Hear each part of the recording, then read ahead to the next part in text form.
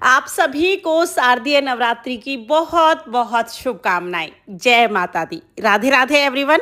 आज की वीडियो में हम जानेंगे कि शारदीय नवरात्रि का पूजन हम कैसे करते हैं। साथ में ही हम ये भी जानेंगे कि हमें चौकी कहाँ लगानी है, किस दिशा में लगानी है, पूजा हमें किस समय करनी है। यानी कि शारदीय नवरात्रि की पूजा से संबंधित सारे आपके डाउट्स इस वीडियो में क्लियर हो जाएंगे। तो वीडियो को आप अंत तक जरूर देखना। तो देखिए, शारदीय नवरात्रि इस वर्ष यानी 2025 में 22 सितंबर से शुरू हो रही हैं। 22 सितंबर के दिन सुबह सुबह स्नान आदि करने के बाद हम एक चौकी लगा लेंगे। देखिए, हो सके तो चौकी आप पूर्व दिशा की तरफ लगाइएगा, लेकिन अगर किसी कारण से पूर्व दिशा में चौकी ना लगा पाए तो दक्षिण को छोड़ के बाकी आप किसी भी दिशा में चौकी लगा सकते हैं। दक्षिण में चौकी नहीं लगानी है, इस बात का ध्यान रखिएगा। चौकी लगाने के बाद फिर हम चौकी पर लाल रंग का वस्त्र बिछा देंगे।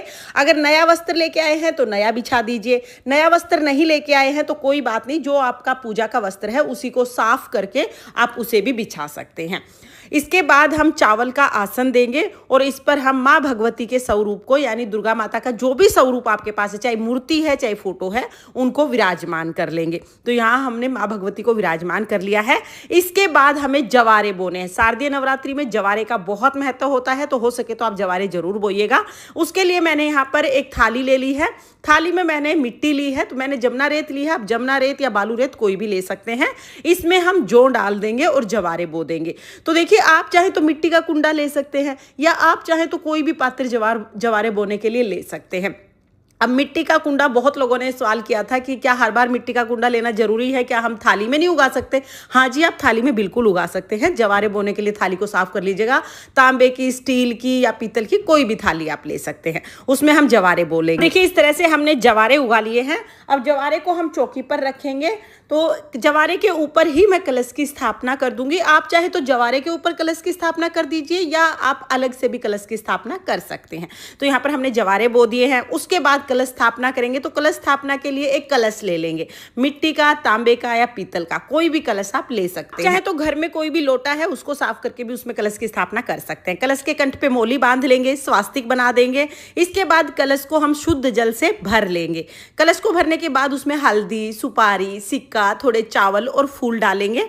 फिर हम इसमें पंचपलव यानी आम के पत्ते लगा देंगे। उसके ऊपर ढक्कन रखेंगे और इसको हम चावल से भर देंगे। इसके बाद एक नारियल लेंगे, नारियल पर मोली बांध लेंगे, तिलक करेंगे और नारियल को हम कलश के ऊपर रख के कलश की स्थापना कर देंगे। अगर आप खड़ा नारियल रखते हैं तो नारियल का मुख ऊपर की तरफ होना चाहिए, और अगर आप लिटा के नारियल रखते हैं जैसे मैंने रखा है तो फिर नारियल का मुख साधक की तरफ यानी जो पूजा कर रहा है उसकी तरफ होना चाहिए। तो हमने यहाँ पर नारियल का मुख अपनी तरफ यानी पूजा करने वाले की तरफ कर लिया है। उसके बाद थोड़े चावल का आसन देकर गणेश जी को विराजमान कर देंगे। इस तरह से स्थापना हो गई है ना। हमें पहले नवरात्रे के दिन करनी है, बाद में हम इसी चौकी पर पूजा करेंगे रोजाना। तो देखिए, स्थापना करने के बाद देसी घी का दीपक हम जला देंगे। आप चाहें तो आप अखंड दीपक भी जला सकते हैं या आप चाहें तो नॉर्मल दीपक जलाकर आप पूजा कर सकते हैं। तो मैंने यहाँ पर नॉर्मल दीपक जलाया है। दीपक जलाने के बाद हाथ जोड़ के हम संकल्प करेंगे, हे माता रानी, आज से 9 दिन के लिए मैं अपने घर में आपका पूजन व्रत कर रही हूँ या कर रहा हूँ। आप मेरी पूजा को स्वीकार करें और इन 9 दिनों में मुझसे या मेरे परिवार के किसी भी सदस्य से कोई भी गलती होती है तो उसे क्षमा करें। इस तरह से हम बहुत प्रेम पूर्वक संकल्प करेंगे। संकल्प करने के बाद फिर हम अपनी पूजा शुरू कर देंगे। तो देखिए, पूजा में हमने देसी घी का दीपक जला दिया है। जल के छींटे लगाकर भाव रूप में हम सभी को स्नान करा देंगे। इसके बाद हम वस्त्र के रूप में गणेश जी को जनेऊ समर्पित करेंगे, साथ में मोली भी समर्पित कर देंगे। अगर जनेऊ नहीं है तो कोई बात नहीं, सिर्फ मोली समर्पित कर सकते हैं। माता रानी को हम चुनरी उड़ाएंगे। लाल रंग की नई चुनरी लाएं आप और वो माता रानी को जरूर उड़ाएं। इसके साथ ही आप चाहें तो कलश पर भी आप कोई कपड़ा बांध सकते हैं। मैंने मोली बांधी है, आप कपड़ा बांध सकते हैं या कलश को भी चुनरी उड़ा सकते हैं। तो मैंने मोली बांध दी थी इसलिए चुनरी को ऐसे ही रख दिया है। आप चाहें तो मोली के साथ चुनरी को बांध भी सकते हैं। उसके बाद सभी को हम रोली से तिलक लगाएंगे। नवरात्रि की पूजा में लाल रंग का बहुत महत्व होता है, तो आप रोली से तिलक जरूर लगाइएगा। यहाँ पर गणेश जी को, माता रानी को, कलश के नारियल को, कलश को, जवारे को और जो हमारा दिया है, दिए को, सबको हम रोली से तिलक लगा देंगे। उसके बाद फिर फूल समर्पित करेंगे। नवरात्रि की पूजा में स्थापना के दिन आप फूल जरूर समर्पित कीजिएगा, क्योंकि फूलों का भी बहुत महत्व होता है। और नवरात्रि में फूल आपको किसी भी मंदिर के सामने बहुत आसानी से मिल जाएंगे। घर पे भी अगर फूल है तो कोई भी फूल आप चढ़ा सकते हैं। जो भी फूल आपको मिल जाए वो फूल आप जरूर चढ़ा दीजिएगा। माला है तो माला चढ़ा दीजिए, फूल है तो फूल चढ़ा दीजिएगा।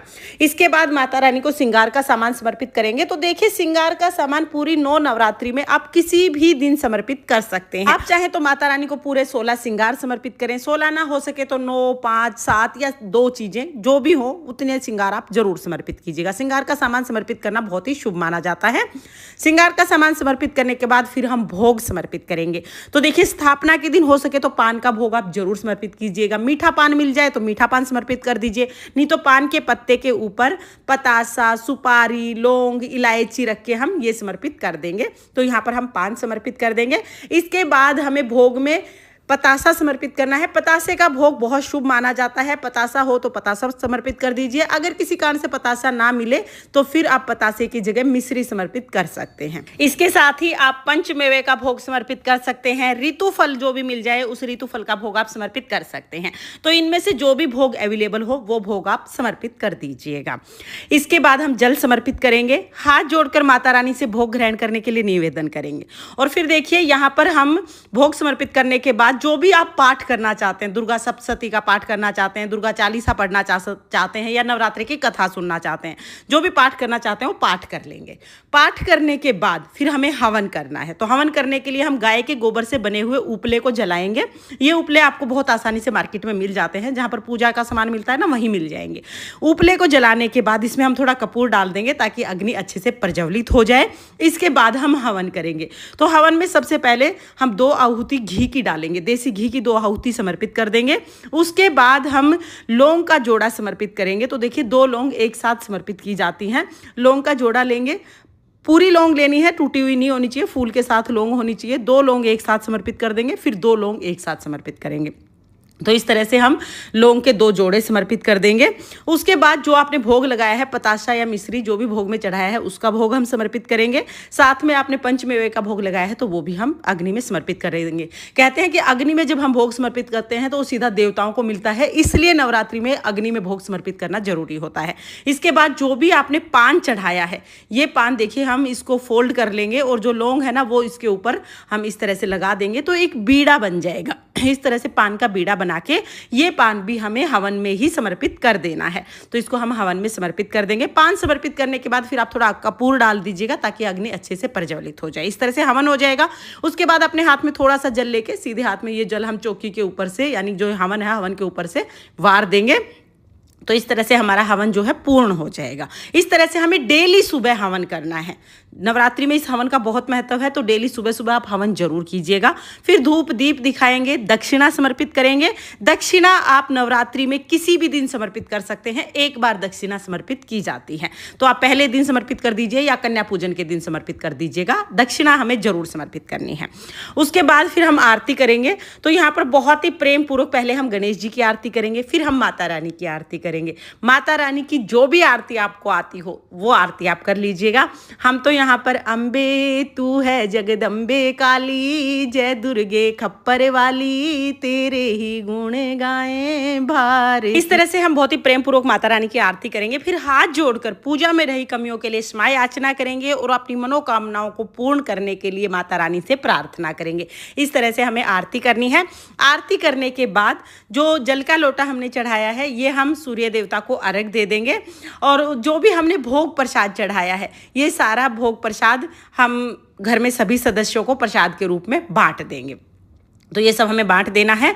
चौकी ऐसे ही रहेगी और चौकी पर हम क्या करेंगे, जो हमने श्रृंगार का सामान चढ़ाया है ये चौकी पर ही रहेगा, दक्षिणा भी चौकी पर ही रहेगी, सिर्फ हमें प्रसाद उठाना है। तो प्रसाद हम पूजा के तुरंत बाद ही उठा के सब में बांट देंगे। इस तरह से हमें पूजा करनी है। पूरे 9 दिन तक हमें इसी चौकी पर पूजा करनी है। शाम को भी आपको चौकी पर दीपक जलाना है और शाम को भी माता रानी को भोग समर्पित करना है। तो इस तरह से हम पूजा कर लेंगे। अगले दिन पूजा कैसे करनी है, क्या क्या चीज़ें उठानी है, कैसे चौकी की सफाई करनी है, इसका अलग से वीडियो मैं चैनल पर अपलोड कर दूंगी, आप उसे भी एक बार जरूर देखना। नवरात्रि के पहले दिन की स्थापना और पूजा का ये वीडियो है। तो पहले दिन की स्थापना पूजा मैंने पूर्ण रूप से आपको बता दी है। आपको ये स्थापना पूजा की सरल विधि कैसी लगी कमेंट करके जरूर बताना। और अगर ये वीडियो आपको पसंद आई हो, वीडियो आपके लिए थोड़ी बहुत भी यूजफुल हो, तो प्लीज वीडियो को लाइक कर देना और चैनल को सब्सक्राइब कर लेना। जय माता दी, राधे राधे।